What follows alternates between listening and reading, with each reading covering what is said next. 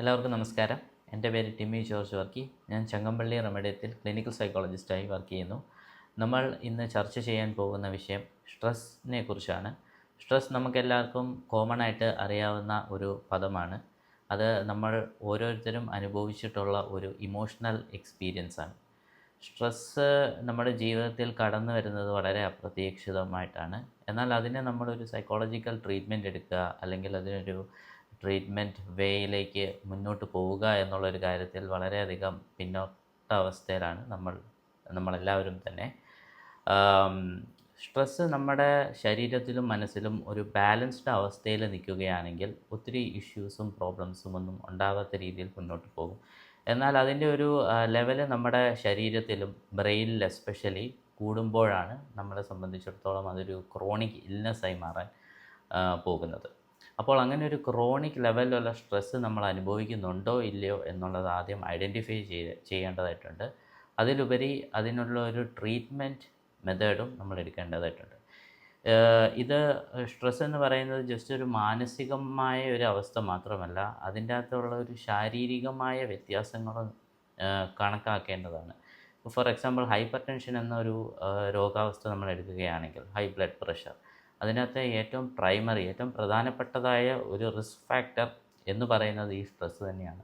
എന്നാൽ സ്ട്രെസ്സിനെ കുറയ്ക്കാൻ അല്ലെങ്കിൽ അതിനെ മാനേജ് ചെയ്യുക എന്നുള്ള ഒരു കാര്യത്തിനെക്കുറിച്ച് നമ്മൾ ആരും തന്നെ അത്ര ഇമ്പോർട്ടൻസ് കൊടുക്കുകയോ അതിനനുസരിച്ചുള്ള ഒരു ട്രീറ്റ്മെൻറ്റ് വേയിലേക്ക് പോവുകയോ ചെയ്യുന്നില്ല. നമുക്ക് കോമൺ ആയിട്ട് ഒരു സ്ട്രെസ് മേഖല നോക്കുകയാണെങ്കിൽ, സ്ട്രെസ്സ് വരുന്ന ഒരു മേഖല നോക്കുകയാണെങ്കിൽ വർക്ക് സ്ട്രെസ് നമുക്ക് പറയാൻ സാധിക്കുന്നതാണ്. വർക്കിൽ നമുക്ക് വളരെ കോംപ്ലക്സ് ആയിട്ടോ അല്ലെങ്കിൽ വളരെ ബുദ്ധിമുട്ടേറിയ ഒരു വർക്ക് തരികയാണെങ്കിൽ, അല്ലെങ്കിൽ നമ്മുടെ മാനേജർ ഒരു ബുദ്ധിമുട്ടായിട്ട് നമ്മുടെ അടുത്ത് പെരുമാറുകയാണെങ്കിൽ നമുക്കൊരു സ്ട്രെസ്ഫുൾ അവസ്ഥയിലേക്ക് പോകുന്നതായി കണക്കാക്കാൻ സാധിക്കുന്നതാണ്. ബട്ട് നമ്മൾ പലപ്പോഴും ഇത് സ്ട്രെസ്സാണെന്ന് തിരിച്ചറിഞ്ഞെന്ന് വരില്ല. നമുക്ക് പലപ്പോഴും അതൊരു ഉറക്കമില്ലായ്മ അല്ലെങ്കിൽ റെസ്റ്റ്ലെസ്നെസ്, നമുക്കൊരു സ്ഥലത്ത് ഇരിപ്പുറയ്ക്കാത്ത ഒരവസ്ഥ, ഇങ്ങനെയായിരിക്കാം സ്ട്രെസ്സ് നമ്മുടെ ലൈഫിൽ മാനിഫെസ്റ്റ് ചെയ്യുക. അപ്പോൾ ഇതിനെ തിരിച്ചറിയേണ്ടതായിട്ടുള്ള ഒരു പ്രാധാന്യതയുണ്ട്. അതുപോലെ തന്നെ അതിനെ വേരിയസ് സൈക്കോതെറാപ്പി യൂസ് ചെയ്ത് ട്രീറ്റ് ചെയ്യേണ്ടതായിട്ടുള്ളൊരു ഇമ്പോർട്ടൻസ് ഉണ്ട്. പ്രധാനമായിട്ട് 2 കൺസെപ്റ്റാണ് നമ്മൾ സ്ട്രെസ്സിനെ കുറിച്ച് ആലോചിക്കുമ്പോൾ മനസ്സിൽ വരേണ്ടത്. ഒന്ന് ഫ്ലൈറ്റ് ഓർ ഫൈറ്റ് റെസ്പോൺസ്, അല്ലെങ്കിൽ അലോസ്റ്റാറ്റിക് ലോഡ് എന്നുള്ളൊരു കൺസെപ്റ്റുണ്ട്. ഈ ഫ്ലൈറ്റ് ഓർ ഫൈറ്റ് റെസ്പോൺസ് നമുക്ക് എല്ലാവർക്കും അറിയാവുന്നതുപോലെ തന്നെ നമ്മുടെ ബ്രെയിനിൻ്റെ നെർവസ് സിസ്റ്റം ഉണ്ട്. ഈ നെർവസ് സിസ്റ്റത്തിൽ സ്പെസിഫിക്കലി സിമ്പത്തറ്റിക് നെർവസ് സിസ്റ്റം എന്ന് പറഞ്ഞൊരു ഒരു ഘടകമുണ്ട് ആക്ച്വലി. ഈ സിമ്പത്തറ്റിക് നെർവസ് സിസ്റ്റം ആക്ടിവേറ്റഡ് ആകുമ്പോഴാണ് നമുക്കൊരു ത്രെട്ട് റെസ്പോൺസ് അല്ലെങ്കിൽ ഒരു ഫൈറ്റ് ഓർ ഫ്ലൈറ്റ് റെസ്പോൺസ് വരുന്നത്. നമ്മളിപ്പം ജീവിതത്തിൽ ഒരു ത്രെട്ട് കാണുകയാണെങ്കിൽ, ഒരു ഡേഞ്ചർ അത് കാണുകയാണെങ്കിൽ നമ്മുടെ ഈ ഫൈറ്റ് ഓർ ഫ്ലൈറ്റ് റെസ്പോൺസാണ് സ്റ്റാർട്ടാകുന്നത്. ഫൈറ്റ് എന്ന് പറയുമ്പോൾ ഒരു ത്രെട്ടിനെ നമ്മൾ ഫൈറ്റ് ചെയ്ത് അതിനെ സോൾവ് ചെയ്യുക എന്നുള്ളൊരു ചിന്താഗതി. ഫ്ലൈറ്റ് എന്ന് പറയുന്നത് ആ ഒരു സിറ്റുവേഷനിൽ നിന്ന് നമ്മൾ എസ്കേപ്പ് ആകുക എന്നുള്ളൊരു ലെവൽ അല്ലെങ്കിൽ ഒരു ചിന്താഗതി. ഇതാണ് ഫൈറ്റ് ഓർ ഫ്ലൈറ്റ് റെസ്പോൺസ് എന്ന് പറയുന്നത്. ഈ സ്ട്രെസ്സ് സംഭവിക്കുമ്പോൾ നമുക്ക് ഈ ഫൈറ്റ് ഓർ ഫ്ലൈറ്റ് റെസ്പോൺസാണ് വരുന്നത്. അതുപോലെ തന്നെ വേറൊരു കൺസെപ്റ്റാണ് അല്ലോസ്റ്റാറ്റിക് ലോഡ് എന്ന് പറയുന്നത്. നമ്മുടെ ഫിസിയോളജിക്കൽ സിസ്റ്റംസ്, അതായത് കാർഡിയോവാസ്കുലർ സിസ്റ്റം, അതുപോലെ ഗ്യാസ്ട്രോ ഇൻറ്റസ്റ്റൈനൽ സിസ്റ്റം, ഇതെല്ലാം നമ്മുടെ സ്ട്രെസ്സിനനുസരിച്ച് ചേഞ്ച് ചെയ്യുന്നതാണ്. അതായത് ഇപ്പം ഒരു സ്ട്രെസ്ഫുൾ അവസ്ഥ വരുവാണെങ്കിൽ നമ്മുടെ ഹാർട്ട് റേറ്റ് ഇൻക്രീസ് ചെയ്യും. അതുപോലെ തന്നെ ബ്രീത്തിങ് പാറ്റേൺസിനൊക്കെ ഡിഫറൻസ് വരും. അപ്പോൾ അതിനനുസരിച്ച് നമ്മുടെ ഫിസിയോളജിക്കൽ സിസ്റ്റംസ് ചേഞ്ച് ചെയ്യുന്നതിനെയാണ് ഈ അലോസ്റ്റാസിസ് എന്ന് പറയുന്ന മെക്കാനിസം. അതൊരു ക്രോണിക് സ്ട്രെസ് അവസ്ഥയിൽ ലോങ് ടേം ആയിട്ട് ഈ അലോസ്റ്റാസിസ് നടക്കും. ഇതിനെയാണ് അലോസ്റ്റാറ്റിക് ലോഡ് എന്ന് പറയുന്നത്.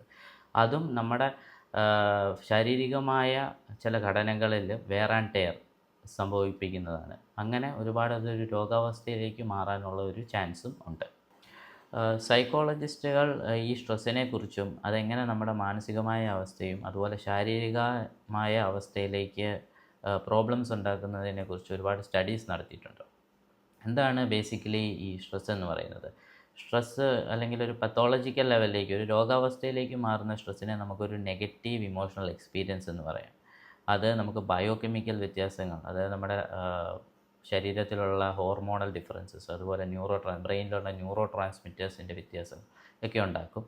അതുപോലെ തന്നെ ഫിസിയോളജിക്കൽ മെക്കാനിസംസ്, നമ്മുടെ കാർഡിയോവാസ്കുലർ സിസ്റ്റം, അതുപോലെ തന്നെ ഗ്യാസ്ട്രോ ഇൻറ്റെസ്റ്റൈനൽ സിസ്റ്റം, നെർവസ് സിസ്റ്റം, ഇതിനെല്ലാം ഓരോരോ വ്യതിയാനങ്ങളുണ്ടാവാം. അതുപോലെ ഓഫ് കോഴ്സ് നമ്മുടെ മനസ്സിൽ വരുന്നത് സൈക്കോളജിക്കലായിട്ടുള്ളൊരു സ്ട്രെസ്സിൻ്റെ പ്രോബ്ലംസാണ്. അതുപോലെ ബിഹേവിയറൽ ഇഷ്യൂസായ നമ്മൾ മുമ്പ് പറഞ്ഞ പോലെ തന്നെ സ്ലീപ്ലെസ്നെസ്, ഉറക്കമില്ലായ്മ, അതുപോലെ തന്നെ നമുക്ക് റെസ്റ്റ്ലെസ്നെസ്, അങ്ങനെയുള്ള കുറേ ബിഹേവിയറൽ ഇഷ്യൂസ്, ഇതൊക്കെ സ്ട്രെസ്സ് മൂലമുണ്ടാകുന്ന ഒരു ഫാക്ടറാണ്. പ്രധാനമായിട്ടും നമ്മുടെ സ്ട്രെസ്സിൻ്റെ ഒരു ബിഹേവിയറൽ സൈഡ് പഠിക്കുകയാണെങ്കിൽ അതിൽ രണ്ട് കാര്യങ്ങൾ നമ്മൾ മനസ്സിൽ വെക്കേണ്ടതായിട്ടുണ്ട്. സ്ട്രെസ്സേഴ്സും അതുപോലെ തന്നെ പേഴ്സൺ എൻവയൺമെൻറ്റ് ഫിറ്റും. ഈ സ്ട്രെസ്സേഴ്സ് എന്ന് പറയുന്നത് നമ്മുടെ ലൈഫിലുണ്ടാകുന്ന സിറ്റുവേഷൻസ് അല്ലെങ്കിൽ സാഹചര്യങ്ങളാണ്. ഇപ്പം ഫോർ എക്സാമ്പിൾ പറയുകയാണെങ്കിൽ ഫാമിലി ഇഷ്യൂസ്, അല്ലെങ്കിൽ health issues, financial issues, work pressure, ഇതെല്ലാം ഒരു കൈൻഡ് ഓഫ് സ്ട്രെസ്സേഴ്സാണ്. ഈ സ്ട്രെസ്സേഴ്സ് നമ്മൾ അനുഭവപ്പെടുന്നത് അല്ലെങ്കിൽ നമ്മളതിനെ കാണുന്ന രീതി അനുസരിച്ചാണ് ആക്ച്വലി നമുക്ക് സ്ട്രെസ് അനുഭവപ്പെടുന്നത്. ഇപ്പം ഒരു ഉദാഹരണം പറയുകയാണെങ്കിൽ, ഒരു വ്യക്തിക്ക് തൻ്റെ ജോലി നഷ്ടപ്പെടുകയാണ്. ഈ ജോലി നഷ്ടപ്പെടുന്നത് ചിലപ്പോൾ അദ്ദേഹത്തിന് അത്ര സ്ട്രെസ്ഫുള്ളായിട്ടുള്ള ഒരു അനുഭവം ഉണ്ടാക്കണമെന്നില്ല.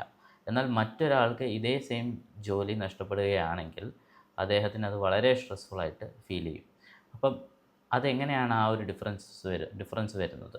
ഒന്നാമത്തെ കാര്യം അയാളുടെ പെർസെപ്ഷനാണ്. അയാൾ ആ സ്ട്രെസ്ഫുൾ ഈവൻറ്റ് അല്ലെങ്കിൽ ആ സ്ട്രെസ്സറിനെ എങ്ങനെ കാണുന്നു എന്നുള്ളതൊരു ഇമ്പോർട്ടൻ്റ് ആയിട്ടുള്ള ഘടകമാണ്. അത് കോഗ്നിറ്റീവ് ആസ്പെക്റ്റ് എന്ന് പറയും. നമ്മുടെ ചിന്തകൾ, അതാണ് അതിൻ്റെ ഒരു അണ്ടർലൈൻ. നമ്മുടെ ബിലീഫ് സിസ്റ്റംസ്, നമ്മുടെ വിശ്വാസങ്ങൾ, നമ്മുടെ ആ ഒരു സാഹചര്യത്തിനെ സംബന്ധിച്ചുള്ള വിശ്വാസങ്ങൾ നമ്മൾ ഫ്രെയിം ചെയ്യുന്നത് എങ്ങനെയോ അതൊരു ഘടകമാണ്. അതുപോലെ തന്നെ അവരുടെ ലൈഫിലുള്ള റിസോഴ്സസ്. ഇപ്പം ഒരാളെ സംബന്ധിച്ചിടത്തോളം അയാൾക്കൊരു നല്ല പോസിറ്റീവായിട്ടുള്ള ഒരു ചിന്താഗതിയാണെങ്കിൽ അതൊരു സൈക്കോളജിക്കൽ റിസോഴ്സായിട്ട് നമുക്ക് കണക്കാക്കാവുന്നതാണ്. അതുപോലെ തന്നെ അയാൾക്കിപ്പം വളരെയധികം നല്ലൊരു ഫിനാൻഷ്യൽ ബാക്ക്ഗ്രൗണ്ടുള്ള വ്യക്തിയാണ്, അല്ലെങ്കിൽ അയാൾക്ക് ഒരുപാട് ഫാമിലി സപ്പോർട്ടുണ്ട്, പല ഫ്രണ്ട്സിൻ്റെ സപ്പോർട്ടും, അതൊരു സപ്പോർട്ട് സിസ്റ്റമാണ്. ഇതൊക്കെ അദ്ദേഹത്തിൻ്റെ റിസോഴ്സസാണ്. ഈ റിസോഴ്സസ് വളരെയധികം ഒരു പോസിറ്റീവായിട്ടുള്ള ലെവലിൽ ഒരു വ്യക്തിക്ക് ഉണ്ട് എങ്കിൽ അയാൾക്കൊരു സ്ട്രെസ്ഫുൾ ഈവൻറ്റ് അല്ലെങ്കിൽ ഒരു സ്ട്രെസ്സർ അത്ര സ്ട്രെസ്ഫുള്ളായിട്ട് അനുഭവപ്പെടത്തില്ല. എന്നാൽ ഈ റിസോഴ്സസ് വളരെ കുറവായിട്ടുള്ള ഒരു വ്യക്തിയാണ്, അദ്ദേഹത്തിന് വളരെ പോസിറ്റീവായിട്ടോ ഒപ്റ്റിമിസ്റ്റിക് ആയിട്ടുള്ള ഒരു ആറ്റിറ്റ്യൂഡ് ഉണ്ടാവില്ല, ചിന്താഗതി ഒന്നും ഉണ്ടാവില്ല. അതുപോലെ തന്നെ ഫിനാൻഷ്യൽ എന്തെങ്കിലും ഒരു പ്രോബ്ലം ഉണ്ട്, സപ്പോർട്ട് സിസ്റ്റം മോശമാണ്. അങ്ങനെ റിസോഴ്സസ് കുറവുള്ള ഒരു വ്യക്തിയെ സംബന്ധിച്ചിടത്തോളം അയാൾക്ക് സ്ട്രെസ്സർ എന്ന് പറയുന്നത് ഭയങ്കര ഒരു അനുഭവമായിട്ട്, ഒരു നെഗറ്റീവ് അനുഭവമായിട്ട് ഫീൽ ചെയ്യും. അപ്പോൾ ഈ ഒരു നമ്മുടെ തോട്ട് പെർസെപ്ഷനും നമ്മുടെ റിസോഴ്സസിനനുസരിച്ച് നമ്മുടെ സ്ട്രെസ് അനുഭവപ്പെടുന്ന രീതി വ്യത്യസ്തപ്പെടുന്നതിനെയാണ് പേഴ്സൺ എൻവയൺമെൻറ്റ് ഫിറ്റ് എന്ന് പറയുന്നത്. ഇനി നമ്മൾ നോക്കാൻ പോകുന്നത് ന്യൂറോ സയൻസ് ഓഫ് സ്ട്രെസ്സാണ്. സ്ട്രെസ് എങ്ങനെയാണ് നമുക്കൊരു ഇമോഷണൽ എക്സ്പീരിയൻസ് ആയിട്ട് ഫീൽ ചെയ്യുക എന്നുള്ളതിൻ്റെ ഒരു ബ്രെയിൻ ഏരിയാസാണ് നമ്മൾ അനലൈസ് ചെയ്യാൻ പോകുന്നത്. മുമ്പ് പറഞ്ഞ പോലെ നമ്മൾ സ്ട്രെസ്സേഴ്സ് എന്നൊരു കാര്യം കണ്ടായിരുന്നു. സ്ട്രെസ്സേഴ്സ് നമുക്ക് വേണമെങ്കിൽ രണ്ടായിട്ട് ഡിവൈഡ് ചെയ്യാം. ഒന്ന് ഫിസിക്കൽ സ്ട്രെസ്സേഴ്സും രണ്ട് സൈക്കോളജിക്കൽ സ്ട്രെസ്സേഴ്സും. ഈ ഫിസിക്കൽ സ്ട്രെസ്സേഴ്സ് എന്ന് പറയുന്നത് ഇപ്പം നമ്മുടെ ശാരീരികമായി ഉണ്ടാകുന്ന പ്രോബ്ലംസ്, അതായത് നമുക്ക് എന്തെങ്കിലും ഒരു രോഗാവസ്ഥ വരികയാണെങ്കിൽ അതൊരു ഫിസിക്കൽ സ്ട്രെസ്സറായിട്ട് പറയാം. അതുപോലെ തന്നെ നമുക്ക് ഒരു ആക്സിഡൻറ്റ് സംഭവിക്കുകയാണെങ്കിൽ നമ്മുടെ ശരീരത്തിനുണ്ടാകുന്ന മുറിവുകൾ, അതെല്ലാം ഒരു ഫിസിക്കൽ സ്ട്രെസ്സറായിട്ട് നമുക്ക് കൺസിഡർ ചെയ്യാവുന്നതാണ്. പിന്നെ ഉള്ളത് സൈക്കോളജിക്കൽ സ്ട്രെസ്സാണ്. സൈക്കോളജിക്കൽ സ്ട്രെസ്സാണ് നമ്മുടെ ട്രോമാറ്റിക് എക്സ്പീരിയൻസസ് നമ്മൾ അനുഭവിച്ചിട്ടുള്ളത്. അതുപോലെ നമ്മുടെ ആങ്കർ, ഹോസ്റ്റിലിറ്റി, ഇതെല്ലാം ഉണ്ടാവുന്നത് ഒരു സൈക്കോളജിക്കൽ സ്ട്രെസ്സറിൻ്റെ ബേസിലാണ്. നമ്മൾ പ്രധാനമായിട്ടും ഇവിടെ നോക്കാൻ പോകുന്നത് സൈക്കോളജിക്കൽ സ്ട്രെസ്സറിൻ്റെ ഒരു ന്യൂറോ സയൻറ്റിഫിക് പേഴ്സ്പെക്റ്റീവാണ്, അല്ലെങ്കിൽ ബ്രെയിൻ ഏരിയാസാണ് നോക്കാൻ പോകുന്നത്. അതുപോലെ തന്നെ ഈ ഫിസിക്കൽ സ്ട്രെസ്സറും ആക്ച്വലി നമുക്കൊരു സൈക്കോളജിക്കൽ സ്ട്രെസ്സറായി മാറുന്നതാണ്. ഇപ്പോൾ ഒരു ആക്സിഡൻറ്റ് സംഭവിക്കുകയാണെങ്കിൽ അതിൽ നിന്നൊരു ഫിസിക്കൽ പ്രോബ്ലം മാത്രമല്ല നമുക്കുണ്ടാകുന്നത്, ഒരു സൈക്കോളജിക്കൽ ട്രോമയും അതിൽ നിന്ന് നമുക്ക് വരുന്നതാണ്. അപ്പോൾ എന്ത് ടൈപ്പ് ഓഫ് സ്ട്രെസ്സറാണെങ്കിലും അതിൻ്റെ അകത്ത് അണ്ടർലൈങ് ആയിട്ടുള്ള ഒരു സൈക്കോളജിക്കൽ സ്ട്രെസ്സർ നമ്മൾ കൺസിഡർ ചെയ്യുകയും അതിനുള്ള ഒരു പ്രതിവിധി കണ്ടുപിടിക്കുകയും ചെയ്യേണ്ടതാണ്. അപ്പോൾ നമുക്ക് ന്യൂറോ സയൻറ്റിഫിക് ആസ്പെക്റ്റ് നോക്കാം. പ്രധാനമായി രണ്ട് ന്യൂറൽ പാത്വേസാണ് ഈ സ്ട്രെസ്സിനെ സംബന്ധിച്ചിടത്തോളം ഉള്ളത്. ഒന്ന് നമ്മൾ അറിയാവുന്ന പോലെ സിമ്പത്തറ്റിക് നെർവസ് സിസ്റ്റം അറൗസൽ എന്ന് പറയുന്നത്, ഞാൻ മുമ്പ് പറഞ്ഞ പോലെ തന്നെ ഫൈറ്റ് ഓർ ഫ്ലൈറ്റ് റെസ്പോൺസ് ആണ് അതിൻ്റെ ഒരു ഫങ്ഷൻ എന്ന് പറയുന്നത്. രണ്ടാമത്തേത് HPA axis, hypothalamic pituitary adrenal axis എന്ന് പറയുന്ന ഒരു ന്യൂറൽ സർക്യൂട്ട് ഉണ്ട്. അപ്പോൾ ആദ്യത്തെ സെൻട്രൽ നെർവസ് സിസ്റ്റം അറൗസൽ നമുക്ക് നോക്കാം. സിമ്പതറ്റിക് നെർവസ് സിസ്റ്റം അറൗസൽ നോക്കാം. അത് ഫൈറ്റ് ഓർ ഫ്ലൈറ്റ് റെസ്പോൺസ് ആണത്. ഈ സിമ്പതറ്റിക് നെർവസ് സിസ്റ്റത്തിൻ്റെ ഒരു പ്രധാന ഫങ്ഷൻ എന്ന് പറയുന്നത് നമ്മുടെ വാസ്കുലർ സിസ്റ്റം ആക്ടിവേറ്റ് അല്ലെങ്കിൽ അതിനൊരു വേരിയബിലിറ്റി വരുത്തുക എന്നുള്ളതാണ്. അതായത് നമ്മുടെ ഹാർട്ട് റേറ്റ് ഇൻക്രീസ് ചെയ്യും, അതുപോലെ തന്നെ നമ്മുടെ ബ്രീത്തിങ് പാറ്റേൺസ് മാറും. അത് നമുക്കൊരു അലേർട്ട്നെസ് അല്ലെങ്കിൽ ഒരു വിജിലൻസ് എന്ന് പറയുന്ന ഒരു അവസ്ഥയിലേക്ക്, എസ്പെഷ്യലി നമുക്കൊരു ത്രെട്ട് കാണുമ്പോഴാണ് ഈ ഒരു SNS ആക്ടിവേറ്റഡ് ആകുന്നത്. എങ്ങനെയാണ് ഈ SNS ഇങ്ങനെയുള്ള ഒരു റെസ്പോൺസ് ഉണ്ടാക്കുന്നത്? പ്രധാനമായും ബ്ലഡ് സ്ട്രീമിൽ അഡ്രിനാലിൻ എന്ന് പറയുന്ന ഒരു ഹോർമോൺ റിലീസ് ആകുമ്പോഴാണ് ഈ ഒരു വിജിലൻ്റ് അല്ലെങ്കിൽ ഒരു അലേർട്ട് സ്റ്റേജിലേക്ക് നമ്മൾ പോകുന്നത്. ഒരു ത്രെട്ട് കാണുമ്പോൾ, ഒരു ഡേഞ്ചറസ് സിറ്റുവേഷൻ വരുമ്പോൾ ഈ അഡ്രിനാലിനാണ് ആക്ച്വലി ബ്ലഡ് സ്ട്രീമിലേക്ക് റിലീസ് ആവുന്നത്. SNS അതായത് സിമ്പതറ്റിക് നെർവസ് സിസ്റ്റത്തിൻ്റെ ഒരു സിഗ്നൽ മൂലമാണ് അഡ്രീനൽ ഗ്ലാൻഡ് എന്ന് പറയുന്ന ഗ്ലാൻഡിൽ നിന്ന് ഈ അഡ്രിനാലിൻ പ്രൊഡ്യൂസ് ചെയ്യുന്നത്. അതുമൂലം നമുക്കൊരു കൈൻഡ് ഓഫ് സ്ട്രെസ് റെസ്പോൺസ് അല്ലെങ്കിൽ ഒരു വിജിലൻ്റ് അലേർട്ട് റെസ്പോൺസ് ആണ് സംഭവിക്കുന്നത്. അതുപോലെ തന്നെ ഈ അഡ്രിനൽ ഗ്ലാൻഡിൽ നിന്ന് പ്രൊഡ്യൂസ് ചെയ്യുന്ന മറ്റൊരു ഹോർമോണാണ് കോർട്ടിസോൾ എന്ന് പറയുന്നത്. കോർട്ടിസോൾ നമുക്ക് എല്ലാവർക്കും അറിയാം. അതിനെ മറ്റൊരു ടെർമിനോളജിയിൽ പറയുകയാണെങ്കിൽ സ്ട്രെസ് ഹോർമോൺ എന്നാണ് പറയുന്നത്. സോ എങ്ങനെയാണ് ഈ കോർട്ടിസോൾ പ്രൊഡ്യൂസ് ആവുന്നത്? അതിൻ്റെ പ്രധാനപ്പെട്ടതായ ഒരു ന്യൂറൽ പാത്വേ HPA ആക്സിസ് എന്ന് പറയുന്നത്, ഹൈപ്പോതലാമിക് പിറ്റ്യൂട്ടറി അഡ്രീനൽ ആക്സിസ്. അതിനകത്ത് മൂന്ന് പാർട്സ് ഇൻക്ലൂഡഡ് ആണ്. അതിനകത്ത് ഒന്ന് ഹൈപ്പോതലാമസ് എന്ന് പറയുന്ന ബ്രെയിനിൻ്റെ ഏകദേശം ഒരു ലോവർ മിഡിൽ പോർഷനിൽ നിൽക്കുന്ന ഹൈപ്പോതലാമസ് എന്ന് പറയുന്ന ഒരു ബ്രെയിൻ റീജിയൻ. അതുപോലെ തന്നെ പിറ്റ്യൂട്ടറി ഗ്ലാൻഡ്, മാസ്റ്റർ ഗ്ലാൻഡ് എന്ന് അറിയപ്പെടുന്ന അത് നമ്മുടെ ബ്രെയിനിൻ്റെ ഭാഗത്താണ് ഈ പിറ്റ്യൂട്ടറി ഗ്ലാൻഡും സ്ഥിതി ചെയ്യുന്നത്. അതുപോലെ തന്നെ അഡ്രീനൽ ഗ്ലാൻഡ്സ്, അത് സ്ഥിതി ചെയ്യുന്നത് കിഡ്നിയുടെ ഏകദേശം മുകൾ ഭാഗത്തായിട്ടാണ് ഈ അഡ്രീനൽ ഗ്ലാൻഡ്സ് റിലീസ് ചെയ്യുന്നത്. ഹൈപ്പോതലാമസ് എന്ന ബ്രെയിൻ റീജിയൻ്റെ പ്രധാന ഫങ്ഷൻ എന്ന് പറയുന്നത് ബോഡിയുടെ ഹീമിയോസ്റ്റാസിസ്, അതായത് ഒരു ബാലൻസ്, നമ്മുടെ സ്ലീപ്പ്, ആപ്പറ്റൈറ്റ്, അതുപോലെ ബോഡിലി ഫങ്ഷൻസിൻ്റെയൊക്കെ ഒരു ബാലൻസ് മെയിൻറ്റെയിൻ ചെയ്യുക എന്നുള്ളതാണ്. അതുപോലെ പിറ്റ്യൂട്ടറി ഗ്ലാൻഡിൻ്റെ ഫങ്ഷൻ എന്ന് പറഞ്ഞാൽ നമ്മുടെ ശരീരത്തിലുള്ള മറ്റ് ഗ്ലാൻഡ്സിനെ എല്ലാം നിയന്ത്രിക്കുക എന്നുള്ളതാണ് അതിൻ്റെ ഒരു ഫങ്ഷൻ. അപ്പോൾ ഈ ഹൈപ്പോതലാമസിൽ നിന്ന് ഒരു സിഗ്നൽ പിറ്റ്യൂട്ടറി ഗ്ലാൻഡിലെത്തി, അതിൽ നിന്നൊരു സിഗ്നൽ അഡ്രീനൽ ഗ്ലാൻഡിലെത്തിയതിന് ശേഷമാണ് അഡ്രീനൽ ഗ്ലാൻഡാണ് ഈ കോർട്ടിസോൾ പ്രൊഡ്യൂസ് ചെയ്യുന്നത്. അത് ബ്ലഡ് സ്ട്രീമിൽ കോർട്ടിസോൾ ഇറങ്ങി അത് ബ്ലഡ് ബ്രെയിൻ ബാരിയർ വഴി ബ്രെയിനിലെത്തും. അങ്ങനെ ബ്രെയിനിൽ ഒരു ലെവലിന് മേലെ ഈ കോർട്ടിസോൾ റിലീസ് ആകുമ്പോൾ ഹൈപ്പോതലാമസ് ഈ ഒരു കാര്യം മനസ്സിലാക്കുകയും അതുപോലെ തന്നെ ആ കോർട്ടിസോൾ ലെവൽ റെഡ്യൂസ് ചെയ്യാനുള്ള സിഗ്നൽ HPA ആക്സിസ് വഴി നടക്കുകയും ചെയ്യും. ഇതാണ് ആക്ച്വലി ഒരു സ്ട്രെസ്സിൻ്റെ ന്യൂറോസയൻസ് എന്ന് പറയുന്നത്. അപ്പോൾ സപ്പോസ് ഈ ഒരു ക്രോണിക് സ്ട്രെസ് എന്ന് പറയുന്ന ഒരു അവസ്ഥയിലേക്ക് ഏതെങ്കിലും ഒരു വ്യക്തി പോവുകയാണെങ്കിൽ ഹൈപ്പോതലാമസിൽ ഇങ്ങനെ ഒരു സിഗ്നൽ, സ്ട്രെസ്സ് കുറയ്ക്കണം എന്നുള്ളൊരു സിഗ്നൽ, അതായത് കോർട്ടിസോൾ കുറയ്ക്കണം എന്നൊരു സിഗ്നൽ പോവില്ല. കാരണം അവർ ത്രെട്ട് അല്ലെങ്കിൽ ഒരു ഡേഞ്ചർ ഡെയിലി അല്ലെങ്കിൽ ഒരു പ്രൊളോങ്ഡ് ടൈമിലേക്ക് പെർസീവ് ചെയ്തുകൊണ്ടിരിക്കുകയാണ്.